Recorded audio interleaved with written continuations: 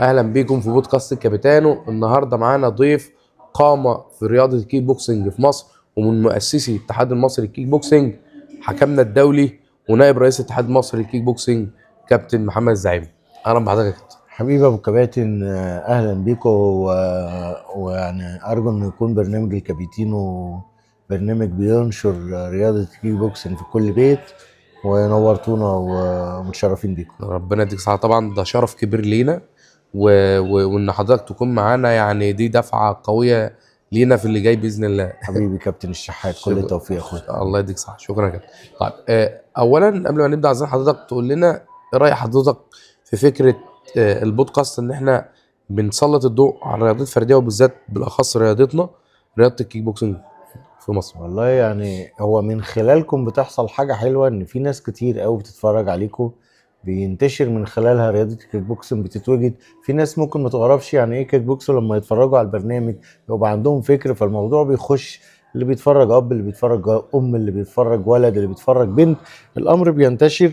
واحنا الحمد لله رياضه الكيك بوكس يعني رياضه انتشار. يعني ان شاء الله بتنتشر زي النار في الهشيم كده. بالظبط. احنا اتحاد انشئ 2020. قبل كده كنا لجان في اتحادات ضمن اتحادات، صح. مختلفة، إذا كان ملاكمة، بعدين كونغ فو، بعدين اتعمل لنا اتحاد 2020. في خلال الخمس سنين اللي احنا اشتغلنا فيهم دول، احنا بننافس اتحادات أقدم مننا، منشأة أولمبية. الأعداد بتاعتنا بتزيد، الدورات بتاعتنا بتزيد، بالظبط. النتائج بتاعتنا بتزيد. فالكيك بوكس لعبة من الألعاب الحديثة اللي بتنتشر وبتعجب أي حد بيسلط عينه او بيجي يشوفها وهو ماشي. هي الرياضه دي ايه؟ يتقال له كيك بوكس، الناس بتبتدي يعرف يعني ايه كيك بوكس. انتوا برضو البرنامج بتاعكم تقريبا بيعمل نفس الفكره. طبعا. ايه الرياضه دي؟ ده كيك بوكسنج. ايه هو كيك بوكس؟ ده رياضه لكم، رياضه ركض. عندنا الكيك بوكسنج 7 اساليب، مش اسلوب واحد. بالظبط. يعني ايه 7 اساليب؟ من خلال برنامجكم بنعرف ان ده فول كونتاكت، ده كي 1، ده لو كيك، ده بوينت بالظبط. فايت، ده كيك صح. لايت، ده لايت كونتاكت، ده بالظبط. ميوزيكال فورمز. من هنا الناس بتبتدي تعرف الرياضات المختلفه للكيك بوكسنج. احنا بنقول الكيك بوكسنج مسمى في 7 رياضات، مش بالظبط. رياضه مش واحده. رياضه واحده، صح. الرياضه كبيرة وعميقة وفيها مهارات يعني تتناسب مع مسمى كلمة كيك بوكسنج، اللي إن شاء الله هتبقى الرياضة الأولى في باذن الله. العالم بإذن الله. طب انت شايف الكيك بوكسنج في مصر مستقبلا فين وازاي؟ والله أنا شايف إن الكيك بوكسنج في مصر إحنا الحمد لله بننتشر دلوقتي انتشار كبير. بالظبط. في خلال مدة قليلة احنا عندنا عدد مشتركين في الاتحاد معدي فوق 100,000 مشترك. ان شاء الله. عندنا الاساليب اللي بتتلعب في بطولاتنا، لما بنعمل بطوله مصر المفتوحه، لما بنعمل اي بطوله، الاعداد اللي بتكون موجوده عندنا دي اعداد بتعدي فوق كل الاتحادات. بالظبط. كنتوا معانا موجودين وشفتوا احنا بنعمل بالظبط، بطوله صح. بيبقى عندي 5000 و6000 و4000 و3000. بنقعد نشتغل يوم واثنين وثلاثه واربعه صح. في بطولات بنقعد نشتغل فيها 10 ايام. 10 ايام، صح. غير بقيه الاتحادات، اكبر اتحاد بيعمل بطوله جمهوريه بيشتغل فيها 3 4 ايام، صح. وبيشتغل من بعد الظهر. احنا بنشتغل من الساعه 10 الصبح للساعه 10 بالليل. بالظبط. اللعبه بتنتشر دلوقتي في جميع المستويات، اذا كانت المستويات الغنيه او المتوسطه او الامر كرياضه كيك بوكس انها منتشره في جميع الطبقات المصريه. فده بيقول ان في حاجه جايه هتغير مقاييس الرياضه الفرديه ان شاء الله، باذن اسمها الله. كيك بوكسنج. بالظبط، صح. طيب نقول يعني شويه عن منصب حضرتك. طبعا حضرتك نائب رئيس الاتحاد المصري للكيك بوكس. ايه التحديات اللي بتقابلنا او بتقابل حضرتك عامه؟ والله وانا بس عايز اقول احنا كمجلس اداره اتحاد الكيك بوكسنج عندنا ميزه حلوه قوي، ممكن تكون مع احترامي لجميع الاتحادات الاخرى مش موجوده بشكل عميق زي ما هي موجوده عندنا في اتحاد الكيك بوكس. يمكن احنا بنتكلم من اول رئيس الاتحاد كابتن محمد صبيح، بالظبط. اخويا وصاحبي وصديقي وعشره عمر وصديق طبعا. كفاح، طبعا.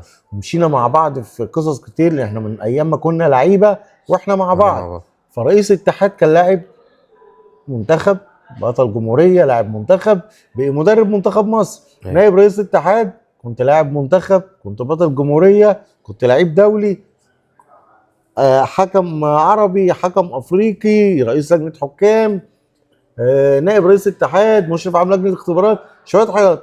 الصفه امين صندوق، كابتن زينب كانت لاعبه ولاعبه دوليه، كابتن نوره معانا كانت مدير تنفيذي، قبل كده كان في السابق كانت عضو مجلس اداره معانا. بقيه الزملاء اللي موجودين برضو يعني كل واحد له دور. بيشتغلوا في العمل الرياضي وكانوا ليهم في العاب بصمات. مختلفه. وجود دي ميزه مش موجوده في حد ابن اللعبه بالظبط. من الاساس. ممكن تلاقي واحد، ممكن تلاقي اتنين، ممكن تلاقي اربعه، ممكن تلاقي خمسه، ممكن تلاقي سته، ممكن تلاقي عدد.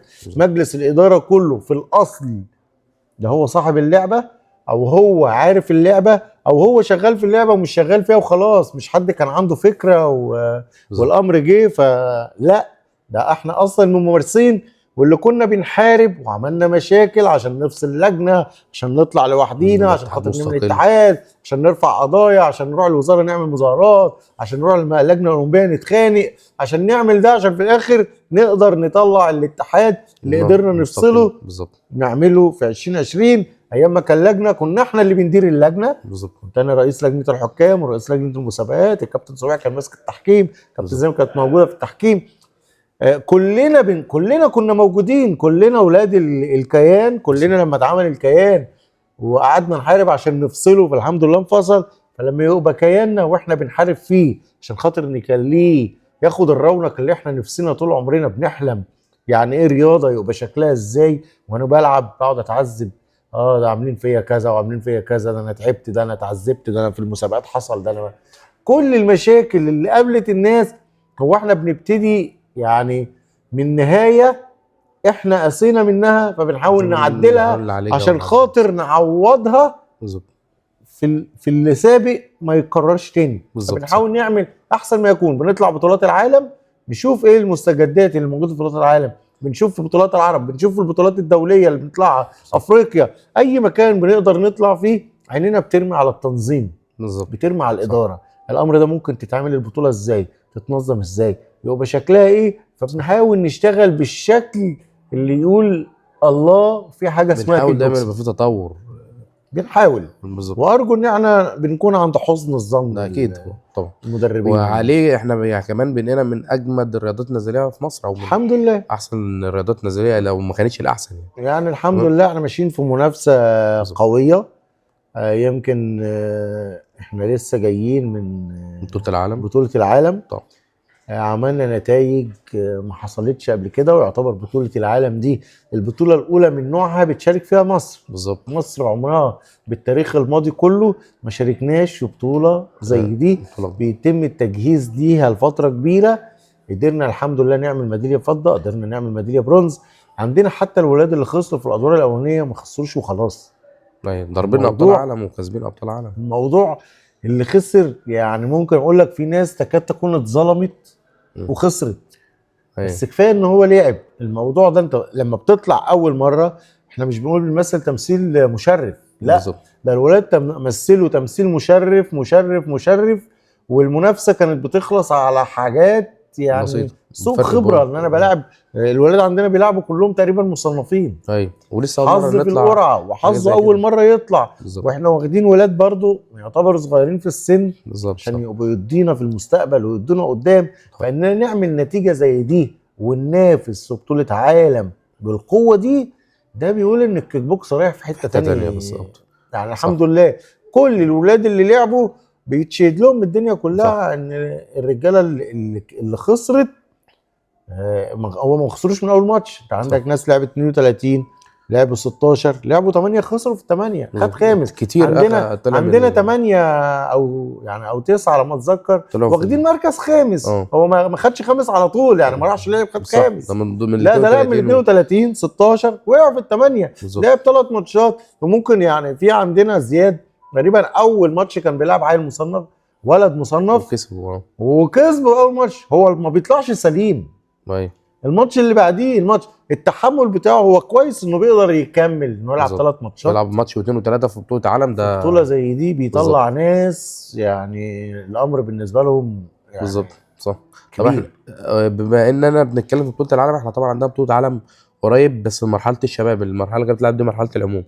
هنشوف ابطال تقدر تعمل ان شاء الله. ان شاء الله احنا بنتمنى. احنا دايما بنقول ان مصر ولاده. الاتحاد المصري للكيك بوكسنج دايما في كل مشاركاتنا من ساعه ما ابتدينا نشارك، من اول ما عملنا الاتحاد وشاركنا عربيا احنا عملنا اول عرب، بالظبط.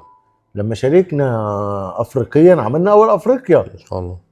الكلام ده مش مره ولا اتنين، ده احنا كل مره بنروح صح. اذا كان ولاد ولا بنات احنا الاول. هي مصر صح. مش كده، لغايه ما ابتدينا نستضيف عندنا البطوله الافريقيه، نستضيف عندنا البطوله العربيه، لان الاتحاد الدولي والاتحاد العربي بيشهدوا لمصر من زمان بالقوه. بالظبط. واحنا قدرنا نعمل القوه دي، ومن خلال القوه دي اسندت لينا بطولات دوليه تتعمل في مصر بينظمها الاتحاد العربي، بينظمها الاتحاد الافريقي مع الاتحاد الدولي. حاجه جديده من نوعها ما اتعملتش قبل كده في اي دوله من الدول العربيه او الدول الافريقيه المجاوره، يتعمل بطوله بينظمها الاتحاد الدولي بالشكل ده زي ما حصل في مصر. بالظبط. الكلام ده بيقول ان احنا عندنا اولاد. يعني دلوقتي لما تيجي تقول عندنا كام عدد لعيب دولي، هو كل اللي شارك في افريقيا يعتبر دولي، كل اللي شارك في العرب مستوى داخل على الدولي. بالظبط. كل دي ناس بتتأهل وبتقول المنافسة جات لك ايه، عندي منافسة، اللي واخد بطولة عرب اللي واخد بطولة افريقيا. لما يجي اتنين زي دول يلعبوا بعض انت بتلاقي ماتش جامد. اللي قاعد كمان بيتفرج ولسه جاي عايز يتعلم هيشوف يعني ايه كيك بوكس. صح. ان اللعب ده مش بيجي في فراغ. حصل. احنا في الدولي طموح الولاد عندنا وطموحنا احنا كمجلس اداره عايزين نحقق ان احنا زمان الميديا ما كانتش موجوده زي ما انتم بتصوروا معانا دلوقتي. بالظبط. احنا ايام ما كنا بنلعب كنا لعيبه منتخب مصر وبيصفي ماتش ويعمل دوري، كنت ممكن العب لي 6 7 ماتشات عشان اقعد جوه المنتخب في تصفيات المنتخب. ايوه. ما كانش حد بيصورني في تغطية، الاخر ما تصور كانش فوتوشوب. بالظبط. صح. صوره. صح. حد يلقط لك صوره طيب ولا حاجه، ما كانتش الميديا موجوده. دلوقتي في ظل الميديا اللي موجوده، في ظل ان انت افتح الاقي برامج تعليميه، الاقي دورات، الاقي حد بيدي تكنيك، انت وانت قاعد كمان كمدرب وكلاعب انت بتطور من نفسك. صح. في حاجه اسمها الذاكره البصريه. لما بقعد اتفرج على الحركه انا عايز اتقنها، وانا عندي اوريدي بعرف القط المهاره، بتعرف تيجي. طب اللعيبه بقى اللي بتقعد تتفرج على بعض، والافارقه يجوا عندنا والعرب يجوا عندنا، انت عندك كم مدرسه بتجيلك، كل بلد ليها طريقتها. صح. طب انت بقى بتشوف الجزائريين بيلعبوا ازاي، بتشوف المغاربه يلعبوا ازاي، بتشوف الاردنيين يلعبوا ازاي، بتشوف اليمنيين يلعبوا ازاي، تشوف بتوع الامارات، تقعد تتفرج كده كل حد وليه طريقه. طب انت حد بتاع رياضه هتلقط من ده وهتلقط من ده وهتلقط من ده. الافارقه لما جم مصر صح، ايه طريقه الافارقه دي؟ صح، العيال لياقتها، صح، البدني بتاعها، الكلام ده بيخليك انت كمدرب وكلاعب حد بقى انا عايز ابقى كده، تبتدي تشوف الشغل ده بيشتغل ازاي، وابتدي من خلال اطور في نفسي، اتعلم واطور. يبقى انا كتر المنافسات الغرض منها ايه؟ تطوير. صح. فهو ده اللي بيحصل من كتر المنافسات اللي احنا بنعملها. بالظبط. عينك بتشوف كويس، ذاكرتك بتشتغل كويس، تروح انت تتمرن على نفس التمرين، تخلي الذاكره العضليه كمان تبقى شغاله كويس، بتخلي اللاعب البدني بتاعه قوي، المهارات بتاعته قويه، بيساعد ان يبقى عندي حد ان شاء الله نطلع فيه في الاحتراف باذن الله. طب بالنسبه للاحتراف بقى، خطه الاحتراف الفتره اللي جايه؟ والله يعني انا عايز اقول لكم، واحنا عندنا الاحتراف تقريبا ماشيين فيه من اول ما عملنا الاتحاد. يمكن اول ما اسس الاتحاد احنا عملنا اول بطوله احترافيه اتعملت في استاد القاهره في قاعه 2، كانت تبع شركه اسمها شركه اونر. ايوه. واتعمل فيها 30 ماتش، كان فيها جانب وكان في ناس من بره مصر وكتير. من اقوى الماتشات اللي اتعملت. دلوقتي كل منظمه عندها فكر احترافي عندها، بنقدر نطلع من هنا في ريكورد بيحصل للعيبه يقدر يأهلهم للمنظمات العالميه، يبقى اللاعب ليه قيمه. صح. في رياضه الكيك بوكسنج يقدر من خلاله يبقى ليه تصنيف. بالظبط. احنا عندنا لعيبه مصنفين. صح. عندنا في تصنيف في WBC اللي هو الاتحاد الدولي بيعمل كل الماتشات او كل المنازلات. احنا عندنا 2 لعيبه كانوا اول ما لعبوا كانوا معانا واللعبوا في اونر دي، محمود صلاح الدين وعائشه صلاح الدين. ان شاء الله. الله اكبر. يعني عايز اقول لك هم تقريبا خدوا دلوقتي وصلوا لل3 احزمه بتوع اعلى منظمه في تايلاند. فخلاص هم الولاد المنافسه بالنسبه لهم بيطلعوا بيسافروا على حسابهم، مش مكلفينك اي حاجه، واسمهم مصريين. ولاد مصر. لما بيطلع الولد حاطط على كتفه العلم، صح، حاطط علم مصر، صح. بيطلع يناقي. يعني بيلعبوا في اعلى منظمات. يعني تخيل انت استاد تايلاند اكبر استاد موجود للرياضه، يتعمل فيه رينج يتلعب فيه ماتشات، يبقى فيها 2 مصريين ان شاء الله، 2 مصريين اخوات النجاح بيلعبوا. محمود صلاح الدين، عائشه صلاح الدين، شاء الله. في الاخر اسمها ايه؟ مصر. اسمها مصر. بالظبط. احنا هنا بننزل لهم تهنئه مبروك يا رجاله والدنيا وبتاع. بالظبط. طبعا احنا بنحاول على قد ما نقدر يبقى عندنا الريكورد ده وعندنا صح. لعيبه تقدر كده، لان الموضوع مكلف، السفر بيكلف والحاجات صح. يعني. واحنا كاتحاد بنحاول على قد ما نقدر بنصرف على نكون نفسنا. موجودين في كل المحافل الدوليه. صح. تمام. طب نخش بقى شويه في الحته اللي انت بتحبها، الجنب بتاع التحكيم. شايف التحكيم في مصر الفتره الجايه في تطور ان الحكام المصريين شغالين فيه، ولا والله الدنيا تبقى ماشيه يعني انا عايز اقول لك احنا الحمد لله عندنا موضوع التحكيم ماشي على خطى ثابته. احنا كل دوره بنقدر نعمل فيها ثقل، بنقدر نعمل فيها ترقي. عملنا هنا طبعا اننا نستضيف البطوله العربيه، ومن خلال البطوله العربيه عملنا دوره حكام عربيه. صح. بقى عندنا حكام عرب خدوا ثقل. طبعا بيبقى حكام دول اللي هم حكام الدرجه الاولى بيقدروا يعملوا ثقل، فبيبقى عندي اكتر من 10 حكام عرب. صح. ده انا عندي قوه. صح. لما عملنا الدوره الافريقيه هنا في مصر على هامش الدوره الافريقيه، عملنا دوره مدربين وحكام دوليه شرف عليها الاتحاد الدولي، بل ان كان موجود 11 فرد من اعضاء الاتحاد الدولي بيقودوا البطوله، بيحضروا الدوره، منهم رئيس الاتحاد الدولي، نائب رئيس الاتحاد الاول، نائب رئيس الاتحاد الدولي الثاني، رئيس لجنه حكام الرينج، رئيس لجنه حكام البساط. اقوى ناس في العالم هي اللي جت وحضرت لك، مش حد، مش بعتوا الضيوف، مش بعتوا حكم، ده هم بشخصهم اللي جم. فتخيل انت هم دول القامه بتاعه الكيك بوكسنج في العالم، هي اللي جت بتدرس لك قانون. صح. هم اللي جم بيدرسوا لك تدريب. صح. فانت جبت الموضوع يعني من اصله، مكانه. جاي من اصله. هم دول الاتحاد الدولي للكيك بوكسنج بخبراتهم. قعدنا هنا عملنا الدوره، اكتر من حاجه و20 حكم خدوا الشاره الدوليه. الشاره الدوليه لها ترتيبات، فيها ناس اترقت وفيها ناس بقيت ما شاء الله. فمعنى ان ده يحصل، انا بقى كاتحاد لما اجي بشتغل في بطوله جمهوريه وعندي حكام دوليين، لما بنطلع بره نشتغل عندك حكمين على الرينج وحكم على البساط دوليين افارقه، نطلع افريقيا، نطلع مش عارف ايه، تلاقينا واقفين كده على الرينج، تحس ان مصر مسيطره. صح. ما تلاقي واحد. انت كنت بتحكم في بطوله العالم؟ انا كنت بحكم في بطوله العالم. الحمد لله يعني. لما تلاقي انت انا او كابتن زينب او واقفين، فتلاقينا واقف، وممكن تلاقينا احنا الاثنين مصادف ان احنا الاثنين واقفين على الرينج في نفس اللحظه. هي يمين وانا شمال. اللي بيلقط الصوره تحس ان مصر راكبه الرينج، مسيطرين، الماتشات شغاله. فبيقول ان احنا لا موجودين الحمد لله، بيقفوا الثقه فينا. انا كمان بعد ما بعمل دورات زي دي وانا نائب رئيس الاتحاد، عضو مجلس اداره، مشرف عام لجنه الحكام، اتفرج كده واشوف، ابقى قاعد ان الماتشات، ابقى اشوف ماتشات بتاعه بطوله الجمهوريه وهي شغاله، ابقى عندي امان ان النتائج اللي طالعه ما بتحصلش فيها مشاكل. لان اكتر حاجه ممكن تعمل لك مشاكل جوه البطوله هي الحكام. بالظبط. لو التحكيم مظبوط هي نتائج البطوله كلها مظبوطه، مش هيبقى عندي مشاكل. صح. لان الحكم ده اللي بيجي معاه مجهود مدرب، معاه مجهود لاعب، معاه مجهود ولي امر، كلها ما بين ايد مين؟ رمانه الميزان بتاع الاتحاد هو الحكم. اهم حاجه في الاتحاد الحكم. لجنه المسابقات لازم الاداره عامه بتاعه الاتحاد في كل اشكالها، كلها بتكمل بعض. لجنه حكام، لجنه مسابقات، تنظيم، كل الكلام ده لما بيحصل فيه رمانه ميزان وتبقى مظبوطه، انا بقول ان اكتر حاجه ممكن تظبط البطوله الحكام. تبقى صوره بعدين الاتحاد نفسه. شغل التنظيم والمسابقات بالظبط اساسي، لازم يكون مظبوط عشان الحكام بتشتغل بناء عليه. الكلام ده لما بيحصل بيرجع معاه تنظيم بنقدر نجيبه. الكلام ده لما بيطلع كله مظبوط بيرضي المدرب، بيرضي اللاعب، بيرضي ولي الامر وهو ماشي. اللعبه دي جميله، اللعبه دي كويسه، حتى لو ماشي وابني خسران فانا ابقى عارف ان ابني واخد حقه، مش ابني الظلم. فتلاقي في مشكله، فتلاقي في مشاكل، وفي كلام يبقى احنا وجود حكام، وجود لجنه مسابقات ناجحه جوه اي اتحاد، وجود تنظيم ناجح، هتلاقي البطوله ماشيه سلسه ما فيهاش مشكله. وهو ده اللي يخليني ابقى قاعد فوق بتفرج على البطوله. اي حد بيتفرج على البطوله الموضوع يبقى فيه انسيابيه وما يبقاش فيه عندي اي مشكله. بالظبط. صح. طيب معلش احنا طولنا على حضرتك. اخر سؤال حبيبي. انا كلاعب عاوز اوصل ابقى لاعب منتخب مصر، ايه المراحل اللي بعدي بيها عشان اوصل للحته دي؟ طب احنا عاملين حاجه، يعني في حاجه الرانكينج.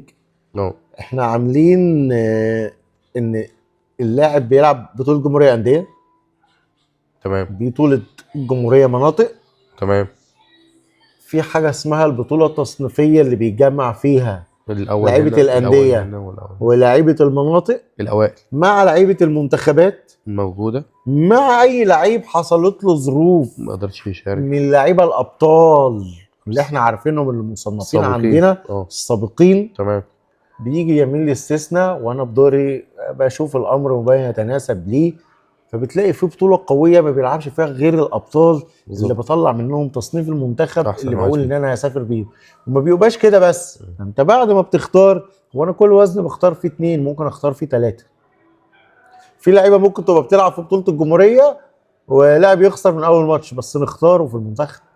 صح. لاعب جاي، انه لاعب جاي، ايوه لاعب بطل. ما هو بالظبط. انت في اللعبه عندنا ممكن لاعب يخسر بفرق نقطه، بفرق نقطتين، بالظبط. بفرق كده، يعني هو بطل. بالظبط. يعني حد محتاج مهارات، صح. تعمل له تغذيه هيطلع بالظبط. لك انتاج. بالظبط. صح. انا لما الاقي لعيب زي ده، تعالى حبيبي اسمك ايه كذا كذا، لما نيجي نجمع المنتخب هتيجي بناخده نحطه تحت ضغط، يتمرن يشوف، ممكن ده يضرب لي اللعيب الاول، وبيعلوا بعض لما يبقى في واللعيبه منافسة. لما بيبقوا جامدين والمنافسه بتزيد بالظبط. صح. بتلاقي اللعيبه دايسه على نفسها، غير لما اقول لك تعالى انت لوحدك بطل الميزان، صح. تبقى عندك ثقه في نفسك ومريح مفيش بقى، تمرين وانا بقى. اللي مسافر. بالظبط. طب صح. ما انا كمان لما يبقى عندي الاحتياطي، لا قدر الله لو حد اتصاب حصل له حاجه، يبقى عندي الاساسي وعندي الاحتياطي، او عندي الاثنين اساسيين. صح. اوقات بنبقاش عارفين نصفر مين. صح. ده جامد وده جامد. بالظبط. صح. الاثنين في وزن، صح. وزن صعب، وزن ده صح. فيه ابطال، صح. وزن فيه ابطال. أيوة. خاصه ان احنا عندنا بنقول انت عندك الكون، عندك اللوكيك، عندك الفول كونتاكت، ممكن تلاقي لاعب بيتقن الثلاث العاب ولاعب داخل جايب اول في الثلاث ستايلات. حصل. طب اللاعب ده هتعمل معاه ايه؟ ما انت محتاج حد ينافسه. معاه برضه. صح. فبتلاقي اللي حد ينافسه، يعني ما هو في التاني بتاعه، في التالت بتاعه. بالظبط. المنافسه دي لما بتفضل موجوده بتعلي ده وبتعلي ده، بتعلي ده. يبقى عندي الاساسي وعندي الاحتياطي، ومن هنا بقى بتبتدي موضوع ان انا عندي منتخب قوي. فده مخلينا موجودين على الساحه. المشاركات بتاعتنا الحمد لله، احنا يعني مش عايز اقول اكتر اتحاد بيعمل منافسات. بالظبط. وعندنا بطوله عربيه كمان الشهر الجاي ان شاء الله، بطوله عربيه في شهر 2 بالظبط. ان شاء الله تتم على خير وتبقى بطوله ناجحه زي اللي قبلها باذن الله. وان شاء الله يبقى الاتحاد الكيك بوكسنج زي ما احنا عندنا كلمه بنقول ان هو عملاق الله. الاتحادات الرياضيه، الاتحاد الله. الاول في الالعاب الفرديه على مصر. بالظبط. في مصر ان شاء الله نعشم في ذلك باذن الله. ويعني احنا بنحب لعبتنا، هي لعبتي. صح. بالظبط. انا لغايه دلوقتي لما عايز العب ماسترز اروح العب ماسترز. حضرتك لعبت فين في بطوله العالم؟ لعبت ماسترز بطوله العالم وعملت ثالث عالم ان شاء الله. والحمد لله يعني عملت ماتشات كويسه. يمكن لو دخلت على التيك توك عندي هتلاقي تتفرج وبتاع. هي كانت لعبتي بالظبط. فلما بروح يعني في اجواء للمنافسه. انا شايف ان الكيك بوكس ده ادمان. ما هو ادمان يعني انت تقول لي يا كابتن عندك 50 سنه دلوقتي ولسه بتروح تلعب وبتاع. الموضوع مش 50 سنه، الموضوع حاجه في دمي، حاجه ان انا لسه. وانا كنت في السابق لاعب منتخب مصر، كان كونغ كان كيك بوكس. الحمد لله كنت في الملاك. تلاقي الموضوع بتاعي يعني لو انا بنزل اتمرن شويه مع الولاد والدنيا تمشي وبتاع، وعندي 50 سنه يا كابتن هتلعب وتروح فين؟ ما انا بروح العب ناس قدك يعني بس لعيبه. يعني القصه عايز اقول لك الموضوع فعلا لما تسافر بطوله العالم مفيش الكلام ده. يعني انا حسيت ان يعني الناس جامده قوي، مفيش السن ده مش موجود. ايوه يعني اصل يا كابتن مش عارف ايه، حسيت ان احنا ممكن تكون بعض المفاهيم عندنا احنا اللي غلط. صح. هم الموضوع عندهم اسلوب حياه. صح. فتلاقي اللي يعني مثلا كنت بلعب على المركز الثالث والرابع، لاعب 22 بطوله عالم عنده 49 سنه. الله اكبر. يا عم انت انت ايه عارف انت وحد يعني البنيه العضليه وبتاع، بيلعب كمال اجسام مش بيلعب كيك بوكس. وزن 84 وهو يديك زائد 120. ما شاء الله. عارف انت بتلعب دراع وعضلات. موضوع في حته تاني خالص. ايوه. احنا بقى الواحد الواحد لو اتمرن 20 يوم انا ده بطل العالم. هم الواحد ما اتمرنش يعني 15 هم فاضيين للتمرين. هم حياتهم بقى. بالظبط. صح. تخيل يعني الموضوع ادمان بالنسبه لنا. عارف انت اللي هو يعني احنا بنقول لا للمخدرات ونعم للكيك بوكسنج. بالظبط. صح.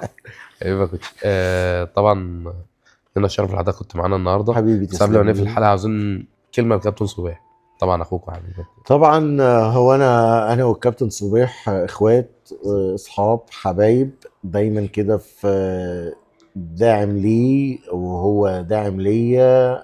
ان شاء الله اخوات طول الوقت، داعمين لبعض طول الوقت. باذن الله. اتمنى في وجودي ووجوده نجاح الكيك بوكسينج. والكيك بوكس لما يطلع يتقال ان في كابتن محمد صبيح رئيس الاتحاد، يتقال ان في محمد الزعيم نائب رئيس الاتحاد. بالظبط. احنا لغايه دلوقتي يمكن بنتحسد او عندنا علاقه ان احنا علاقتنا الحمد لله ما حدش بيحاول يفرق ما بيننا، لان اللي ما بيننا كبير. احنا اخوات من واحنا لعيبه صغيرين قوي. يعني انا اعرف صبيح من سنه 94 ما شاء الله. يحسب بقى من 94 لغايه دلوقتي 30 سنه اهو. اللي هو بيجي بيتي وانا كنت بروح بيته واحنا اصحابه، في ما بيننا ما يخلينا اللي هو ما حدش يعرف يخترقنا. فان شاء الله طبعا احنا مع بعض على طول اخوات، اصحاب، اصدقاء، ربنا ما يجيبش اي حاجه وحشه. وهو انا داعم طبعا لصبيح واخويا، واعتقد ان هو بيبادلني نفس أكيد. الموضوع اكيد. وهو وكل مجلس الاداره، مش هو بس يعني. صح. احنا كلنا كمجموعه بنقول مجموعه اصدقاء. صح. يعني الموضوع ما بيننا مش اعضاء مجلس اداره ولا شغل ولا صح. لا الموضوع احنا عيله فعلا. بيتقال علينا عيله واحده. العيله يعني العيله كلها، ومحدش بيعرف يخترق العيله. بالظبط. احنا ماشيين على نهج العيله ومبدا العيله، وان شاء الله مع بعض على طول. وربنا يا رب ما يجعل ما بيننا اي حاجه وحشه ان شاء الله. باذن الله. الف شكر لحضرتك يا كوتش، بجد كان لنا شرف، واكيد استفدنا من وجود حضرتك النهارده كلاعيبه وكمدربين وكولاء امور، وانا كنفسي استفدت من وجود حضرتك النهارده. شكرا لحضرتك، وباذن الله ما تكونش اخر مره، وتشرفنا بقى في دمياط حبيبي ان شاء الله على راسي. وبالتوفيق ليكم كده، وانتم المدربين الشاطرين، الشباب الطالع الواعد. يعني شكرا. وانا صغير لكم كده كنا احنا عندنا نفس الحماس والنشوه وبتاع، ويمكن الحماس والنشوه اللي حصلنا في الرياضه هي اللي خلتنا موجودين. يعني انا زمان كنت بلعب اروح اتخانق مع رئيس لجنه الحكام، يقول لي انت مالك بالقانون ولا بتاع، اقول له ان شاء الله انا ابقى رئيس لجنه حكام. بقيت رئيس لجنه حكام، بقيت حكم دولي، بقيت نائب رئيس الاتحاد، لان لعبتي. صح. وكانت خناقه، اللي انا بقول لك عليه فعلا دي كانت خناقه. أيوه. ما بيني وما بين حد يعني كان ماسك في الوقت رئيس لجنه الحكام، اخويا طبعا. مفيش بيني وبينه مشكله غير ان انا بعترض على القانون. ايوه. فانا انا افتكر الافيه اتقال لي ساعتها، يا زعيم القانون ده مالكش دعوه بيه، القانون ده احنا اللي بنحطه. قلت له لا، القانون ده انت بتنفذه، انت ما بتحطوش. ايوه. القانون بيقول 1 2 3 وانت ما بتخترعش قانون. بالظبط. لان انا وانا بلعب كلاعب، دي نصيحه ليك بقى ولاي مدرب، اللاعب عشان يبقى بطل لازم يبقى فاهم قانون. صح. انت ممكن لو انت لاعب شاطر تلعب على غلطات القانون مع الحكم، ولو الحكم مش صاحي انت تضحك عليه. صح. تضحك على الحكم ازاي؟ اضحك على الحكم.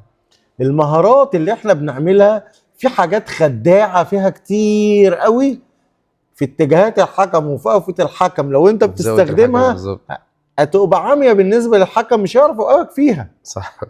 في اخطاء بنقول عليها اخطاء فنيه. ايوه. لو دخلت في النص سيبك بره الاخطاء الشخصيه، الخطا الشخصي بيبان الخطا شخصي. بالظبط. الاخطاء الفنيه كتير. طب انا الاخطاء الفنيه دي ممكن اخدها واعملها معامله، تلاقي الحكم لو حكم ما كانش لعيب، ايوه، مش هياخد باله والدنيا تمشي. فانا بتكلم في قانون لازم يبقى المدرب عارف يعني ايه قانون، واللاعب وهو بيلعب لو عارف قانون كويس هيبقى طول ما هو بيلعب عارف انا كسبان ولا خسران. بالظبط. انا وانا كده واقف، يعني انا عندي ماتشات نازله وبتاع اتفرج عليها، بعرف ان ايدي بتترفع، انا وانا واقف كده رافع ايدي الثانيه. بالظبط. خلاص انا يعني عندي كل ثقه وانا بلعب. يعني دايما بيقول لك ايه، في لاعب بينزل الماتش بيسوق المباراه. حصل. فانا اللي بلعب وانا اللي ايه طب الماتش نايم ليه؟ انا كسبان. بالظبط. طب هو لازم اضرب مش الماتش بتاعي، لان انا بفكر في الماتش ده، انا بفكر في الماتش اللي بعده. بالظبط. فخلاص انا كسبت وسقت الماتش، خلاص عايزه يخلص لان انا مش عايز اطلع باصابات. هي دي الفكره. صح. اخش اكسب 10-9 ولا اكسب 1-0؟ لا، اكسب 1-0. بالظبط. 1-0 ده يطلعني بدون اي اصابه. صح. طلعني سليم. صح. عشان خاطر انا عايز اكمل. بالظبط. احنا زمان كنا بنلعب من الدور 128. الله اكبر. ايه يا عم 128 64 32 اللي هو لغايه ما اخش اللي هو انت بتعمل ايه؟ هو ده البطل، ما هو يعني ما هو زمان الامر غير دلوقتي. زمان كان هو مثلا بنتكلم عن اتحاد واحد. ايوه طب اتحاد واحد كل الرجاله دي وكل الناس دي بتلعب في فيه. اتحاد واحد، مع كتر الاتحادات اللي موجوده فبدات الناس الموضوع بيقول لي دلوقتي بطل الجمهوريه بيجي يلعب في الدور الاربعه وانا بطل الجمهوريه. حصل. ماشي 100. ايوه شد حيلك وعايزين ابطال اكتر من كده طبعا. صح. زمان كانت المنافسه في حته تاني.